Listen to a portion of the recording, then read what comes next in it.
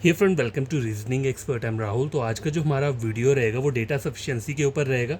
ठीक है, दो तीन वीडियोस मैंने पहले से अपलोड कर दिए हैं, उसमें कुछ क्वेश्चंस भी मैंने आपको करवाए थे।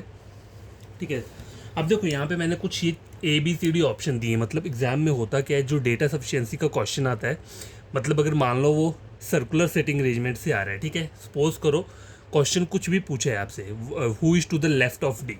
जैसे एग्जांपल, जैसे मान लो एक स्टेटमेंट मैं इस तरीके से लिख लेता हूँ, स्टेटमेंट 1 कुछ भी मैंने लिख लिया, ठीक है, सपोज करो, और एक स्टेटमेंट 2 दिया है, वो भी कुछ भी है, ठीक है। अब मैं जो स्टेटमेंट 1 की क्या करूँगा, सबसे पहले डायग्राम बनाऊंगा, ठीक है, और मैं देखूंगा, सपोज करो मुझे यहाँ पे क्वेश्चन क्या पूछा हुआ है, who is to the who is to the left of A. Question मुझसे ये पूछा है, ठीक है, ए के लेफ्ट में कौन बैठा है, मतलब ए के लेफ्ट में कौन है। देखो कभी कभी होता है इमीडिएट लेफ्ट, अगर इमीडिएट लेफ्ट नहीं बोला, अगर who is to the left of A, left के ए के लेफ्ट में बोला हुआ है, तो आपको देखना पड़ेगा कि मान लो अगर सपोज करो ए है, और यहाँ पे जो भी चीज़ होगी वो आपको बताना है कि ए के लेफ्ट में कौन बैठा हुआ है यहाँ पे, ठीक है। लेकिन अगर आप मतलब हम पहले डायग्राम बनाएंगे, स्टेटमेंट के अकॉर्डिंग मैं पहले डायग्राम बनाऊंगा, फिर देखूंगा ए के राइट में कौन हो सकता है, A B C D कुछ भी होगा, लेकिन मेरा ऑप्शन में मुझे ये नहीं आंसर वहाँ पे देना है B C D F, ऐसा कुछ आंसर नहीं देना है। तो गैस देखो, मैं आपको एक एग्जांपल दे रहा हूँ इसके अकॉर्डिंग। देखो सपोज करो आपको एक स्टेटमेंट 1 और स्टेटमेंट 2 दिया है, ठीक है। स्टेटमेंट 1 का आपने ये एक डायग्राम बन गया, ठीक है, जितना भी उसमें इन्फॉर्मेशन दिया उसके अकॉर्डिंग मैंने ये डायग्राम बना लिया, ठीक है। अब मुझे यहाँ पे जो क्वेश्चन पूछा है वो पूछा है who is to the left of है। सपोज करो मेरी स्टेटमेंट ड्रॉ करके अगर मुझे पता चल गया मेरे लेफ्ट में कौन सी एंटिटी बैठी है, सपोज करो बी बैठा हुआ है, तो मैं अपना आंसर क्या दूंगा। यहाँ पर तो ऑप्शन बी दिया ही नहीं हुआ है कहीं पे भी। यहाँ पे ऑप्शंस कैसे दिए हैं, data in statement 1 alone is sufficient to answer the question while in data in statement 2 is not. इसका मतलब क्या है कि डेटा 1 डेटा जो स्टेटमेंट 1 में है उससे मेरा आंसर निकल रहा है, ठीक है।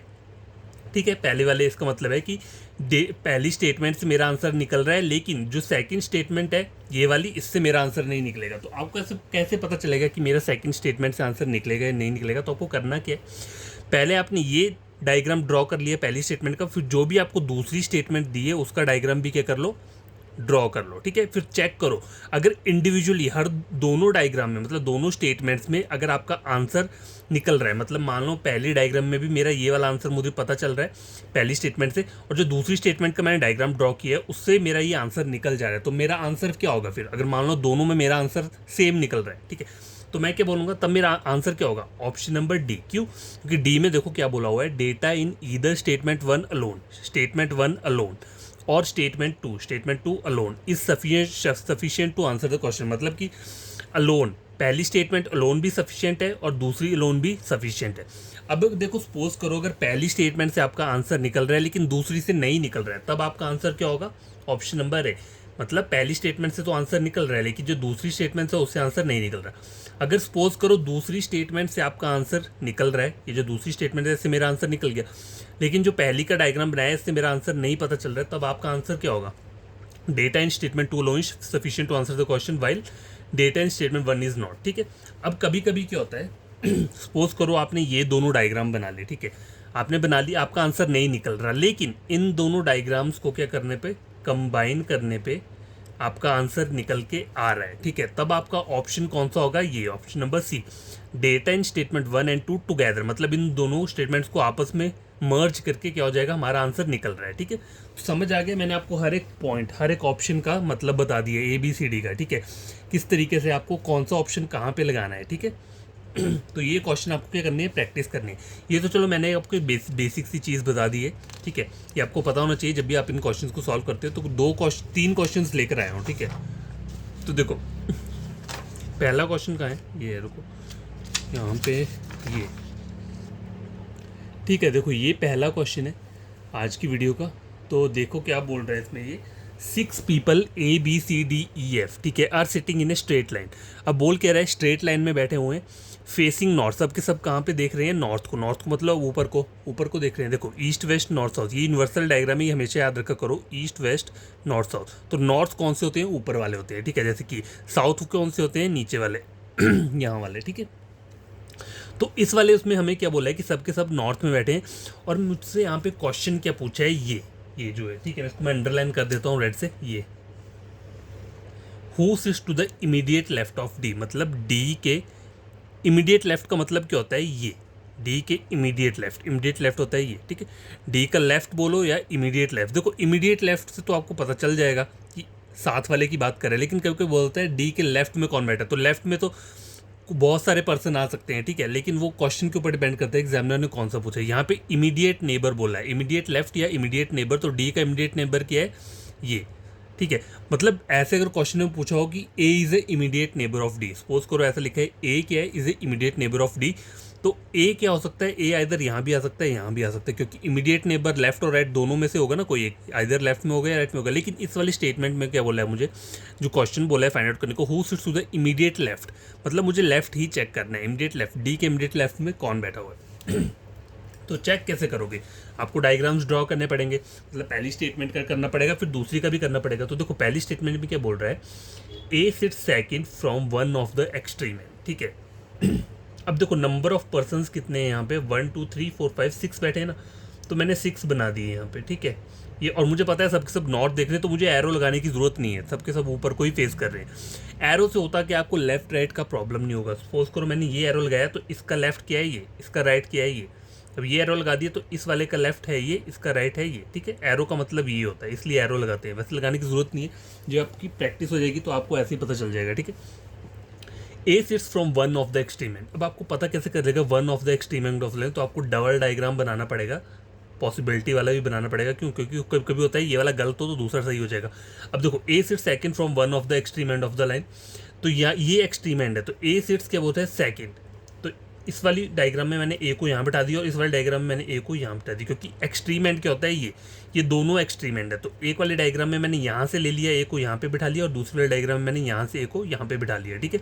A sits second from one of the extreme end, one of the extreme end के मतलब आइदर यहाँ हो सकता है या फिर यहाँ हो सकता है, ठीक है। अब आगे क्या बोला है, only 2 people sit between A and B. अब देखो ए और बी के बीच में 2 बंदे होने चाहिए, तो ये ए है, 2 बंदे छोड़ के मैंने बी यहाँ बिठा दिया, ए है, 2 बंदे छोड़ के बी मैंने यहाँ बिठा दिया, ठीक है, ये हो गया। E sits to the immediate right of C, E sits to the immediate right of C. अब देखो सी के इमीडिएट राइट में क्या ऑन बैठा है, E sits to the immediate right of C, C के इमीडिएट राइट में ई नहीं आएगा, सी के इमीडिएट राइट में यहीं पर आ सकता है। इस वाले डायग्राम में देखो सी के इमीडिएट राइट में ई सिर्फ यहीं पे आ सकता है और कोई जगह खाली नहीं है। अब ये वाले डायग्राम चेक करो, देखो सी के इमीडिएट लेफ्ट में ई आना चाहिए, देखो सी का बोला E sits to the immediate right of C, C के इमीडिएट राइट में, तो देखो सी के इमीडिएट राइट में ई नहीं आ सकता क्योंकि बी बैठा है। अब मैं सी को यहाँ रखता हूँ तो उसके इमीडिएट राइट में कौन आ जाएगा, ई यहाँ पे आ जाएगा, ठीक है। अब सिर्फ मेरा ये बना, ये 2 डायग्राम्स बने। अब मेरा क्वेश्चन पहले ये वाला चेक करो क्या बोला है, who sits to the immediate left of D, D के इमीडिएट लेफ्ट में। अब देखो अब 2 डायग्राम ये, अब देखो 2 मेरे बच रहे हैं, ठीक है, तो डी यहाँ भी आ सकता है, डी यहाँ भी आ सकता है, ठीक है, आइदर डी यहाँ पे आ सकता है या यहाँ पे आ सकता है, ठीक है।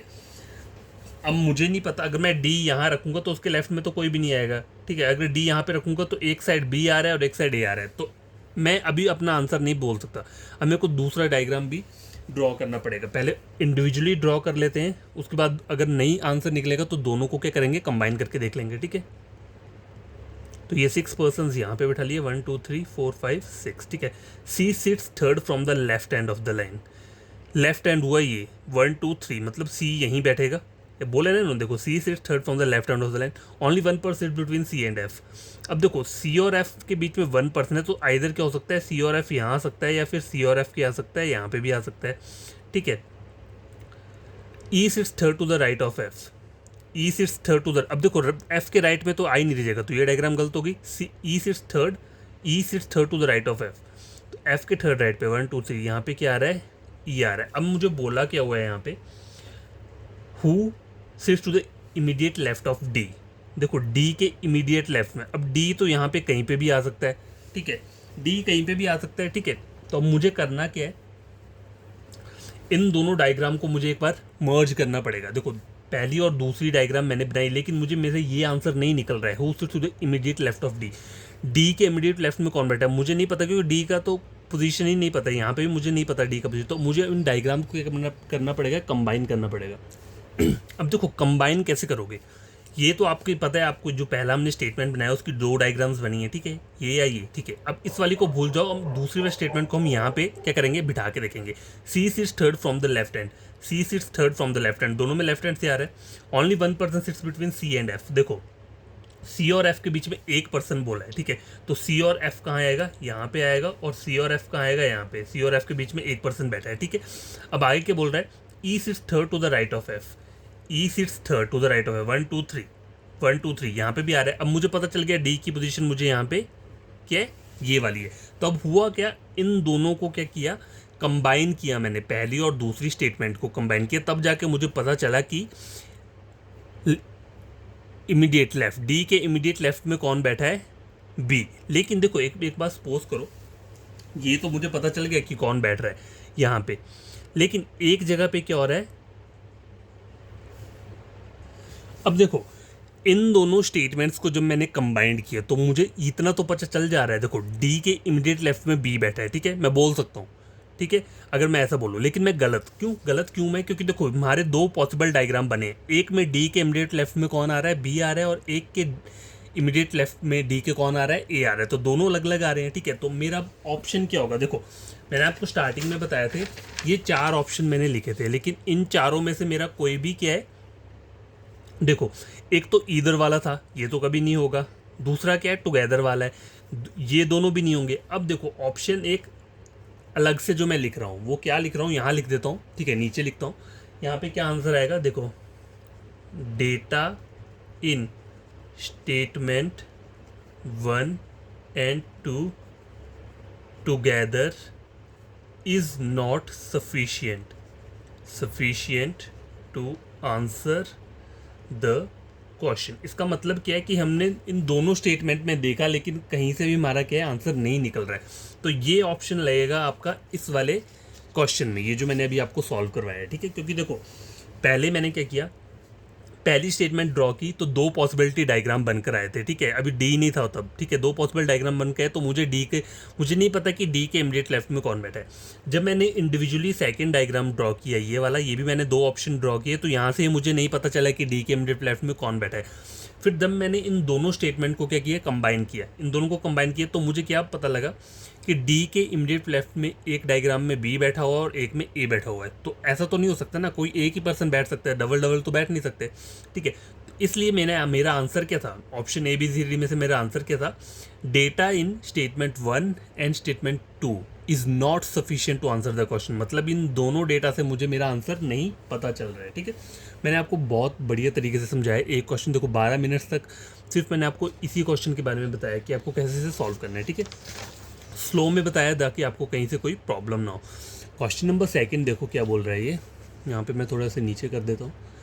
How many people are standing in a row, ठीक है, रो में कितने पीपल बैठे हैं, where all people are facing north, सारे के सारे क्या कर रहे हैं, नॉर्थ को। लेकिन मुझे ये नहीं पता नंबर ऑफ पीपल कितने हैं, बस मुझे इतना बोला है कि बताना है कि कितने बंदे बैठे हुए हैं रो में और वो सब के सब नॉर्थ को फेस कर रहे हैं। तो स्टेटमेंट देख लेते हैं पहले क्या बोल रहा है, A is fourth from the left hand. अब देखो यहाँ पे क्या है, यहाँ पे मुझे नहीं पता कि नंबर ऑफ पर्सन्स कितने हैं। तो जब भी आपको नहीं पता कि नंबर ऑफ पर्सन्स कितने हैं, तो आपको इन क्वेश्चन को कैसे सॉल्व करना है। देखो पहले पहली स्टेटमेंट से देखो, A is fourth from the left hand, left hand हुआ ये, ठीक है, 1 2 3 4, मतलब ए आ गया यहाँ पे, ठीक है। अब आगे देखो, M is second to the right of A, M is second to the right of A, तो ए यहाँ पे है तो इसके सेकेंड राइट पे 1 2, एम आ जाएगा यहाँ पे, ठीक है, हो गया।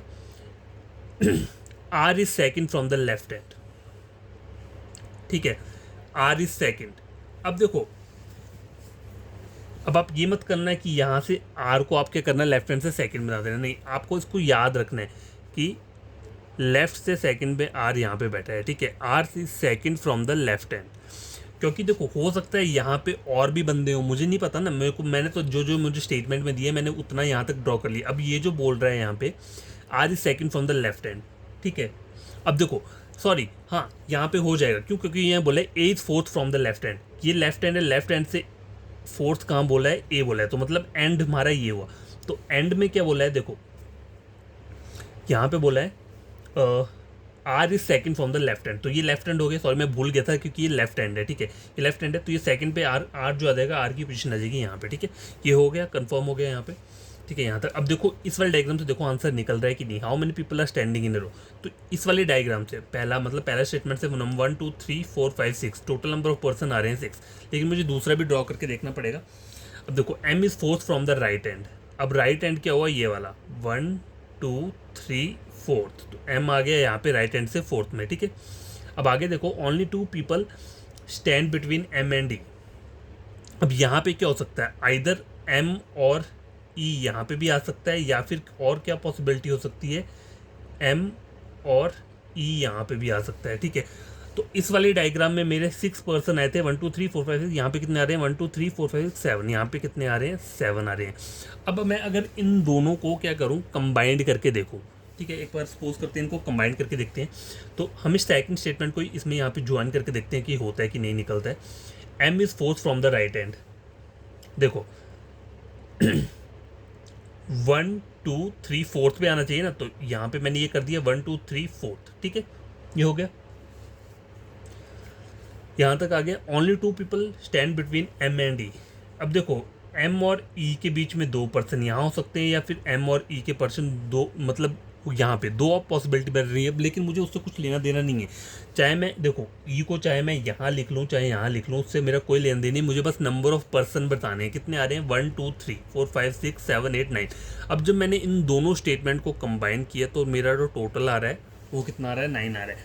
तो आपका जो आंसर निकला है वो कैसे निकला है, हमने क्या किया, पहली स्टेटमेंट से मेरे 6 पर्सन आए, साथ वाली सेकंड स्टेटमेंट जब मैंने इंडिविजुअल ड्रॉ किए तो उसमें 7 वो आए पर्सन आए, लेकिन ऐसा तो नहीं सकता ना, कोई एक ही आएगा। अब मुझे नहीं पता, जब भी आपको कन्फ्यूज़न हो ऐसे मतलब अलग अलग नंबर्स आ रहे होंगे तो आपको क्या करना है, दोनों को मर्ज करना है। मैंने पहली और दूसरी फिर के मैंने किया, दूसरी स्टेटमेंट को मैंने पहली में मर्ज करके देखा, तो टोटल नंबर ऑफ पर्सन कितने आ रहे हैं 1 2 3 4 5 6 7 8 9 आ रहे हैं, ठीक है। तो हमारा आंसर क्या होगा, हमारा आंसर होगा data in statement 1 and 2 together, मतलब ऑप्शन नंबर बी, मतलब इन दोनों को हमने टुगेदर ज्वाइन किया तब जाके हमारा क्या हुआ, आंसर निकल के आया। अगर आपको इन क्वेश्चंस में कोई भी प्रॉब्लम होगी तो आप मुझे कमेंट बॉक्स में कमेंट कर देना, मैं फिर से क्या करूँगा, क्वेश्चंस ले आऊँगा, ठीक है। अभी मैं इसको बंद नहीं करूँगा, और क्वेश्चंस मैं आपको करवा दूंगा ताकि इसमें कोई दिक्कत ना हो। तो सेकंड क्वेश्चन कंप्लीट हो चुका है, ये थर्ड क्वेश्चन है, मैंने इसके ऑप्शन नहीं दिए यहाँ पे क्योंकि ऑप्शन लिखूंगा तो ये पूरा का पूरा शीट क्या है भर जाएगा, ठीक है। तो आपको ऐसे ही बता दूंगा मैं, पहले से सॉल्व करते हैं। क्वेश्चन क्या बोल रहा है, P Q R S T U V are 7 people standing in a row, all are facing north, तो ये मुझे पता है 7 बंदे हैं, तो 1 2 3 4 5 6 7। पॉसिबिलिटी के लिए एक और डायग्राम मैंने यहाँ पे ले लिया, ठीक है। अब मुझे पता है 7 बंदे हैं total, not necessarily in the same order, इसका मतलब क्या होता है कि ये जो सीक्वेंस दिए है ऐसे करके नहीं बैठना है, अलग अलग हो सकते हैं ये, ठीक है, इसका ये मतलब है। Who is standing second to the right of T, मतलब टी के सेकंड राइट पे यहाँ पे कौन बैठा है ये मुझे बताना है, ठीक है। Statement 1, you is standing third from the right hand, ये राइट हैंड है 1 2 3, यू इज स्टैंडिंग थर्ड, यहाँ पे ही मैंने बना लिया, U is standing third from the right hand and second to the left of R, and second to the left of R. अब देखो are यहाँ आएगा तभी लेफ्ट में यू आएगा ना, देखो, and second to the left of U की बात कर रहे हैं, देखो ये U is standing third from the right hand, sorry third बोला है ना, 1 2 3, थर्ड यहाँ पे आ गया 1 2 राइट हैंड से, तो ये राइट हैंड ये जो लास्ट से 1 2 3 यहाँ पे यू आ गया, 1 2 3 यू यहाँ पे आ गया, ठीक है, यहाँ तक हो गया। And second to the left of R, और ये जो एंड वर्ड है ये किसके लिए यूज़ किया हुआ है, यू के लिए, मतलब फर्स्ट पर्सन के लिए जो पीछे वाला होता है, ठीक है। एंड बट वाइल, देखो ये कुछ वर्ड्स हैं, एंड बट और वाइल, ये वर्ड्स होते हैं फर्स्ट पर्सन के लिए यूज़। फर्स्ट पर्सन कौन, जिसकी बात हो रही है यहाँ पे, मतलब यहाँ पे यू की बात हो रही है, तो अगर मान लो एंड की जगह बट बोला होगा तो वो भी यू के लिए यूज़ हो रहा होगा, अगर वाइल बोला होगा तो वो ये वर्ड भी यू के लिए यूज़ हो रहा होगा। एंड बट वाइल और हु, होम और विच, ये जो रहते हैं ये सेकंड पर्सन को बताते हैं, तो ये दोनों चीज़ें हमेशा याद रखना, ये सेटिंग अरेंजमेंट में बहुत आपकी हेल्पफुल करेंगे। वहाँ पे क्या होता है, एग्जामिनर इन वर्ड्स को यूज़ करता है ट्रिकी बनाने के लिए, ठीक है। तो you standing third from the right hand, तो इन दोनों डायग्राम में यू यहाँ पे आ रहा है, एंड मतलब यू की बात हो रहा है, U is second to the left of R, तो आर मुझे यहीं बनाना पड़ेगा तभी इसके लेफ्ट में क्या आएगा, सेकंड लेफ्ट में यू आएगा, तो आर जो आएगा वो कहाँ आएगा, यहाँ पे आएगा, ठीक है। अब देखो क्वेश्चन चेक करो, who is standing second to the right of T, यहाँ से आंसर पता चल रहा है नहीं, तो अब मुझे दूसरी स्टेटमेंट पहले मैं इंडिविजुअल बनाऊंगा, अगर इंडिविजुअल से नहीं करूँगा तो मैं बाद में मर्ज करूँगा, ठीक है। तो यहाँ पे बनाता हूँ 1 2 3 4 5 6 7, ठीक है। अब देखो Q standing to the immediate right of T. अब देखो यहाँ से तो मैं नहीं बता सकता ना, Q is standing to the immediate right of T, मतलब टी के इमीडिएट राइट में कौन बैठा है, क्यू बैठा है, ऐसा वाला बनना चाहिए। Q is standing second to the left of P. देखो Q is standing second to the left of P, ये ठीक है। अब ये बन रही हैं दो पॉसिबिलिटीज़, एक बना ये और एक बना ये। अब मेरी एक बात सुनो, देखो मैंने पहली स्टेटमेंट ये ड्रॉ की, इससे मेरा ये वाला आंसर निकलेगा, नहीं निकलेगा। ये जो पूछा है who standing second to the right of T, क्योंकि टी यहाँ पे है ही नहीं कहीं पे, ठीक है, नहीं है, तो इससे तो नहीं निकलेगा अकेली वन से। अब मैं सेकंड को मैंने अकेला ड्रॉ किया, तो यहाँ पे देखो टी और क्यू ऐसे मैं कैसे लिख सकता हूँ, मैं इधर यहाँ भी लिख सकता हूँ यहाँ भी, तो मुझे एग्जैक्ट नहीं पता कि टी और क्यू क्या आएंगे, ठीक है, और ना ही क्यू और पी का पता है, ठीक है। तो इंडिविजुअली मतलब क्यू भी मेरा क्या है, आंसर नहीं दे पाएगा। अब सपोज करो मैं सेकेंड वाली स्टेटमेंट को फर्स्ट में मर्ज करूँ, तो देखो टी क्यू और पी, तो कहाँ पे रखूँगा, मुझे पता ही नहीं है टी क्यू पी को मैं कहाँ पे रखूँगा, तुम खुद सोचो। देखो अगर यहाँ पे मैं टी और क्यू यहाँ रखता हूँ, ठीक है, क्यू ऐसे पी, टी क्यू ऐसे पी, तो दो पॉसिबिलिटी बन रही हैं, मतलब हमें दो पॉसिबिलिटी नहीं बनानी है। देखो मैं वो कैसे बनेगी, देखो टी के इमीडिएट राइट में क्यू बैठा है, ठीक है, तो मैं इसको यहाँ पे बना दिया, और क्यू का एक छोड़ के क्या है, पी है, ठीक है, इस डायग्राम में ऐसा बन गया। अब यहाँ वाले डायग्राम ले लो, टी और क्यू मैंने यहाँ बना दी, क्यू और एक छोड़ के पी हो गया, ठीक है। ये दो पॉसिबिलिटी वाली डायग्राम क्या है, बन रही है, ठीक है। अगर मैं सेकंड वाली स्टेटमेंट को पहली में मर्ज कर रहा हूँ, तो ये दो डायग्राम बन रही है, ठीक है। Who standing second to the right of T, तो टी के सेकंड राइट पे पता नहीं कौन है, टी के सेकंड राइट में पता नहीं कौन है, ठीक है। तो दोनों स्टेटमेंट को ज्वाइन किया, तब भी क्या हुआ, मेरा आंसर मुझे नहीं पता चल रहा है कि यहाँ पे कौन सा पर्सन बैठा हो। तो आपका जो आंसर रहेगा यहाँ पे क्या होगा, मतलब statement 1 and statement 2 not sufficient to answer the question together. देखो statement 1 and statement 2 together is not sufficient to answer the question, ठीक है। ये रहा आपका एग्जैक्ट क्या रहेगा, ऑप्शन रहेगा यहाँ पे। क्यों रहेगा, क्योंकि मैंने दोनों स्टेटमेंट को पहले इंडिविजुअली ड्रॉ किया, तो मेरा आंसर मुझे नहीं पता चल रहा। जब मैंने सेकंड स्टेटमेंट को पहली में मैं क्या किया, मर्ज करने का ट्राई करने की सोची, तो ये दो पॉसिबिलिटी बन रही है, और फिर भी क्या हो रहा है, टी के सेकंड राइट में मुझे नहीं पता कौन आ रहा है। क्वेश्चन यही पूछा ना, टी के सेकंड राइट पे कौन है, तो टी के सेकंड राइट पे यहाँ पे ब्लैंक है और यहाँ पे भी ब्लैंक है, तो दोनों को कंबाइन करने पे भी मेरा आंसर नहीं निकल रहा है। इसलिए मैं आंसर क्या लगाऊंगा अपना, statement 1 and statement 2 together is not sufficient to answer the question, ठीक है। अगर आपको वहाँ पर ये वाला ऑप्शन दिया होगा, तो आपको इसी पे क्या करना है, क्लिक करना है। अगर ये नहीं दिया है, वहाँ पे नन ऑफ दिस दिया है, तो नन ऑफ दिस के ऊपर लगाना है, ठीक है। ये क्वेश्चन 1 2 3 मैंने आपको सॉल्व कराया, आपको इन्हें खुद से सॉल्व करना है, कोई प्रॉब्लम होगी तो कमेंट बॉक्स में कमेंट कर देना। और देखो मैं बस आप इतना सा चाहता हूँ कि जैसे आप, ठीक है, आप मुझसे गेन कर रहे हो, कुछ भी गेन कर रहे हो, अगर आपको ये चीज़ समझ में आ रही है, तो चैनल को क्या करना, सब्सक्राइब कर देना, ठीक है। और कुछ नहीं मांगूंगा आपसे, बस चैनल को सब्सक्राइब करना अगर ये चीज़ें समझ में आती हैं तो, ठीक है। और वीडियो को लाइक शेयर कर देना, ठीक है। और कोई भी आपका फ्रेंड होगा, कज़न पढ़ना चाहता है, तो आप मेरे चैनल रेकमेंड कर सकते हो रीजनिंग का, ठीक है।